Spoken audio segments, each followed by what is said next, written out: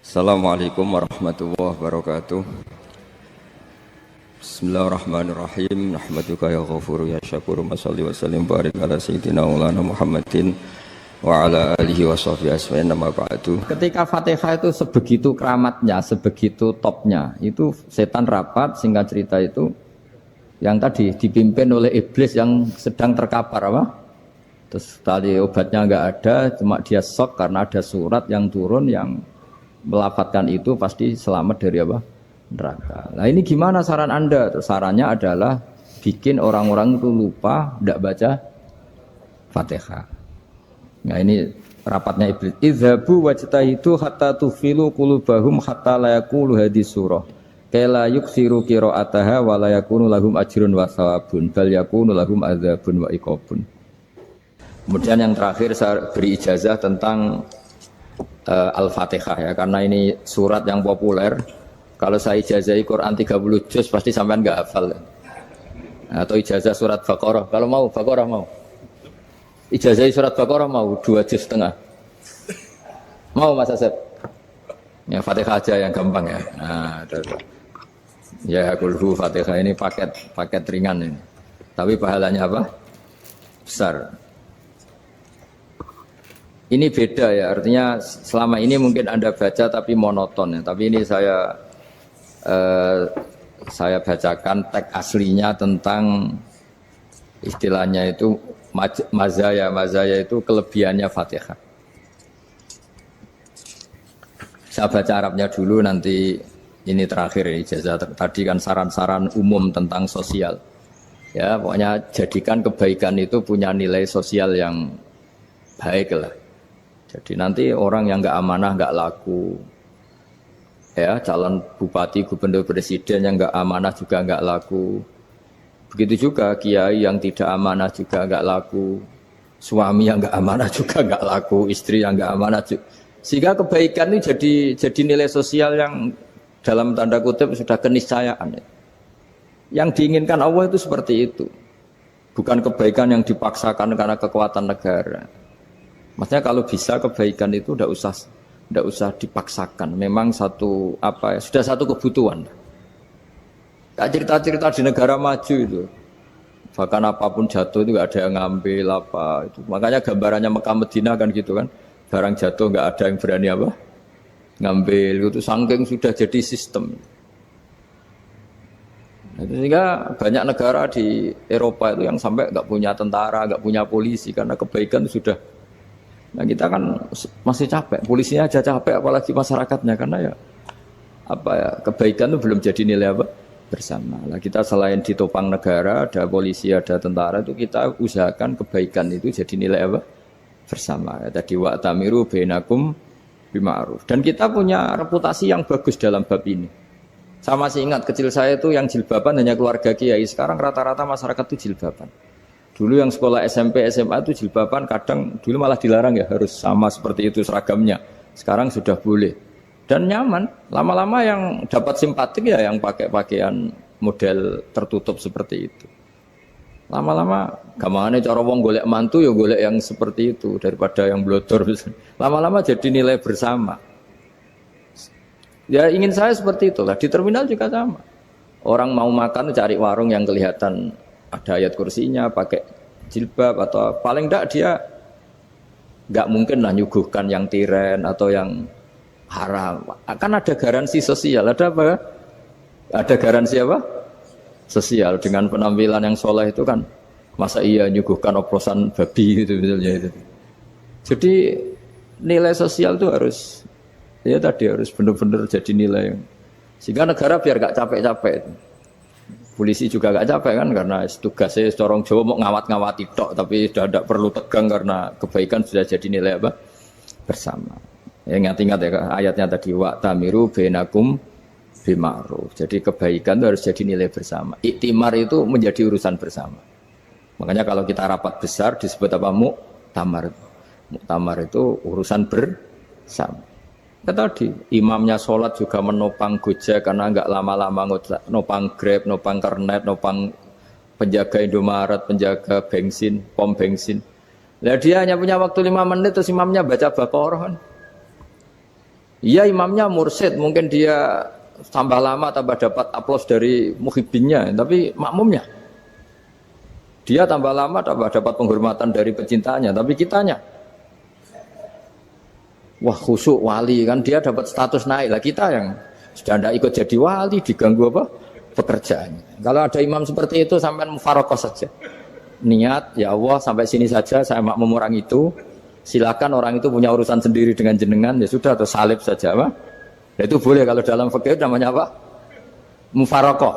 Mufarokoh itu niat. Tapi kamu jangan langsung selonong mufarokoh, niat dulu. Pamit sama Allah bahwa sekarang mau mufarokoh. Ya, tapi ya jadi sholat yang aneh kan, imamnya masih rukuk, kamu terus sujud, terus apa-apa selesai ya. Mungkin dalam pandangan itu orang lain ini maksudnya makmum gimana ini kok begini. Tapi sudahlah Allah Maha tahu. Insya Allah dimaklumi.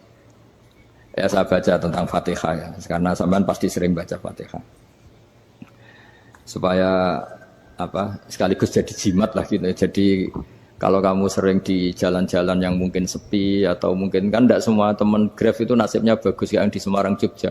Mungkin yang di Kalimantan di Papua kan ada yang 10 kilo gak ketemu rumah, ya kan? Yang lihat di TV-TV itu kan kasihan kan. Sudah 10 kilo gak ketemu rumah, penumpangnya kuwekar preman tuh kan. Ini makan orang enggak kan gitu. Kan ujiannya dua. Kalau penumpangnya cantik itu ya kecoba syahwat, kalau preman takut. Jadi orang itu selalu ujian itu. Sing sedengan itu kan jarang orang itu. Jadi kalau penumpangnya perempuan cantik ujiannya itu syahwat, kalau preman ujiannya ketakutan. Kalau orang yang lemah bawa uang ujiannya kamu ingin garong. Jadi hidup itu memang semuanya ujian. Liyabluwakum ayyukum ahsanu amala. Makanya saya sering ditanya oleh teman-teman, Gus, nah ujiannya kenal wong wedok elek piye sama, kenal wong ayu ujiane syahwat, kenal wong elek ujiane ngenyek, itu sama-sama dosa. Syahwat ya dosa, ngenyek juga dosa. Wah elek keriting untune metu ya dosa ngomong gitu. Kadang-kadang orang berpikir enak kancanan wong elek gak dosa. Kata siapa kancanan wong elek itu ya dosa karena bawaannya ngenyek. Ngenyek itu menyepelekan itu. Makanya saya itu ya nggak mau berteman sampean. Nanti kan bawaannya ngenyek atau seneng ya tidak tahu. Ya sudah ada takdir saja kalau ketemu ya tak ulang ngaji gitu. Tapi ini ngaji terakhir, setelah ini ngaji biasa aja, tidak usah resmi gini. Ngaji kok resmi aneh. Pokoknya nanti suatu saat kalau pandemi sudah berlalu saya akan ngaji Rebone, lalu ini ngaji. Ini ngaji yang kurang bagus karena ngatur kiai kurang berkah ini. Nanti tapi ya lumayan lah masih mau ngaji. Ngaji kok tanggal ini jam ini. Sekarang suatu saat kamu tak panggil, Mas Wahyu datang ke sini jam ini, tidak mesti bisa. Mungkin pas ada acara apa, oh, maaf ke sini pas ngecek pas apa. Gitu. Jadi ya sudah tapi tak maafkan, enggak apa-apa. Takdir ya. Tak bacakan supaya sampean tahu keramatnya Bismillah. Nah sebelum saya bacakan Bismillah Fatihah, tak beritahu tentang ilmu tafsirnya karena ini penting sekali. Fatihah itu dawuhnya Allah, tentu itu dawuhnya Allah. Saya ulang lagi itu kalam Allah. Tapi yang sudah diberikan kesampaian ke kita semua, sehingga seakan-akan itu menjadi dawuhnya kita ke Allah. Jangan salah loh ya, Fatihah itu dawuh Allah, tapi sudah diberikan ke kita. Sehingga posisi kita itu yang punya itu. Nah kenapa ini perlu dijelaskan? Karena nanti ada kalimat iyyaka na'budu wa iyyaka nasta'in. Kalau itu masih kalam Allah, berarti Allah ngomong ke kamu, ngendikan ke kamu, kepadamu aku menyembah. Masa Allah menyembah kamu? Nah sehingga ilmu tafsir itu menyelesaikan itu dulu ya. Saya ulang lagi ya, sebelum sampean sering baca Fatihah, aku yakin ya sering baca. Tapi barokahnya tidak paham itu tidak pernah janggal. Enggak paham itu ya penting supaya ada iskal, tidak janggal. Sebetulnya di kalimat itu ada yang janggal. Kalau Fatihah itu kalimatnya Allah atau kalam Allah, bagaimana dengan kata-kata iyyaka na'budu? Masa Allah ngendikan ke kita, kepadamu kami menyembah. Masa Allah menyembah kita? Maka penyelesaiannya secara ilmu tafsir gimana? Semua ulama mengatakan, bukan satu dua, semuanya mengatakan di Fatihah itu semuanya diberi kawalan kalimat. Saya ulang lagi ya, di Fatihah itu semuanya diberi awalan kalimat qulu, katakan wahai hambaku begini. Ya, katakan wahai hambaku begini. Nah, begini ini pelajaran dari Allah yang sudah diberikan ke kita. Terus kita mengatakan bismillahirrahmanirrahim, alhamdulillahirabbil, termasuk kita mengatakan iyyaka na'budu wa iyyaka nasta'in. Jangan bayangkan Allah ngendikan ke kita. Kalau Allah ngendikan kita berarti gini, hei wahyu ihdinas siratal mustaqim, tunjukkan saya jalan yang benar.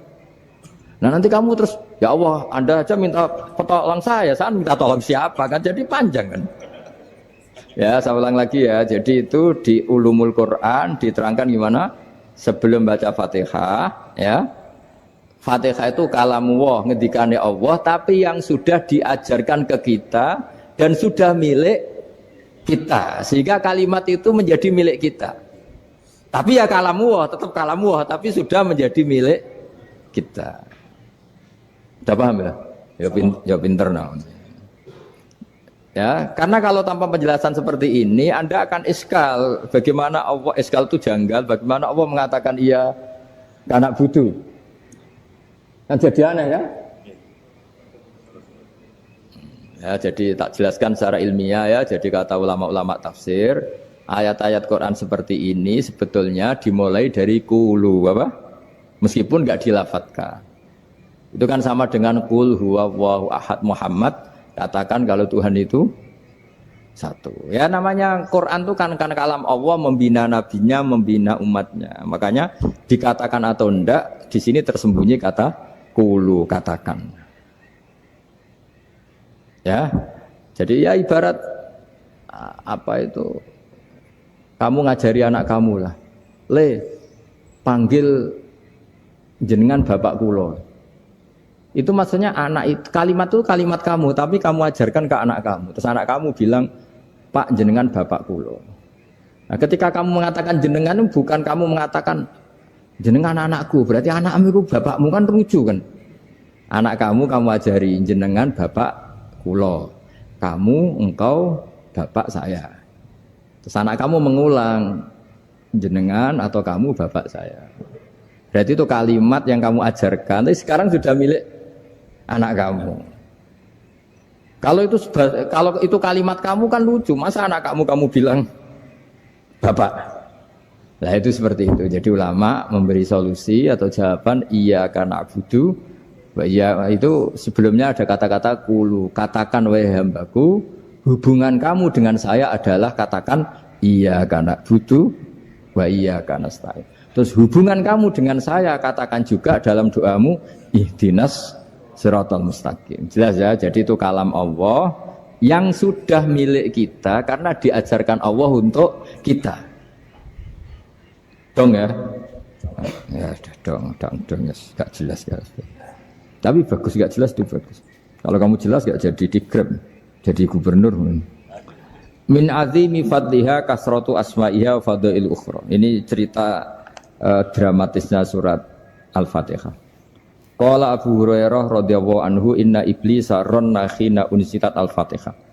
Jadi iblis itu begitu kesakitan. Ini kitab Abu Abul Farad karangannya Sayyid Muhammad Alawi, juga kutipan dari beberapa kitab. Yang jelas beliau sendiri juga ngutip dari beberapa riwayat di beberapa hadis. Halaman 123. Ketika Fatihah turun itu iblis kesakitan. Kayak orang sakit gigi lah, tersiksa sisanya karena turunnya surat apa? Al-Fatihah. Artinya kalau Anda baca Fatihah dijiwai, maka Anda melemahkan setan, melemahkan iblis. Wa qala Mujahid, khina unzilat Fatihatul Kitab ronna fastama indahu asyayatin. Jadi ketika Fatihah itu turun, iblis itu terkapar lah kira-kira. Sampai dijenguk banyak setan. Jadi kemana di ICU lah kira-kira gitu kalau sekarang itu. Entah Covid entah enggak tahu. Pokoknya di ICU sampai dijenguk banyak setan. Enggak tahu bawa apa enggak tahu. Pokoknya dijenguk banyak setan. Ono yang nyangoni karena ini apa? Ketuanya apa? Pingsan, sakit. Jadi iblis itu sakit sampai dijenguk anak buahnya setan-setan. Ya, semoga kalian semua tidak kenal setan. Kalau kenal berarti teman, apa? Wa qalu misla dzalik. Wa qala lahum laisa mimma taquluna syai'un walakin unzilat suratun laisa ajru qailiya illa an harrama alaihi nar jahannam. Saya ini bukan sakit fisik kata iblis. Kamu tidak usah jenguk saya, datangkan dokter terbaik, tidak usah. Saya ini tidak sakit fisik. Saya ini sakit karena ada surat yang diturunkan, yang pahala yang melafatkan surat itu pasti selamat dari neraka. Padahal misi terbesar saya ini supaya manusia masuk neraka. Sekarang punya tamengnya. Wah pusing kan? Ya seperti orang lah goda sampean ternyata sampean setia itu kan pusing. Nah ternyata tidak setia itu yang akhirnya ribet kan itu. Jadi iblis itu cita-cita terbesarnya kan semua orang itu masuk neraka. Nah sekarang turun satu surat yang gara-gara surat itu siapapun yang baca dijamin selamat dari neraka. Jadi walakin unzilat suratun laisa ajru qailiha illa an harramallahu alaihi nar jahannam. Karena jadi dia shock lah itu kalau orang di Jawa itu bilang shock. Aduh sial nasib saya ini umat nggak bisa saya goda lagi karena punya tamengnya tadi punya. Qad tolakaidukum wa makrukum. Rekayasa kalian sekarang itu tidak ada gunanya semua. Nah, ini alhamdulillah di Indonesia kelihatan kan banyak yang miskin, banyak yang susah. Tapi selagi mereka masih sholat, tuh keinginan mencari halal itu masih tinggi. Kayak apa kita di tengah kota, jauh dari anak istri, jauh dari tetangga. Biasanya kalau orang jauh dari anak istri, tetangga kan sakar PDW. Tapi yang soleh masih banyak, sudah jauh dari keluarga tetap lurus.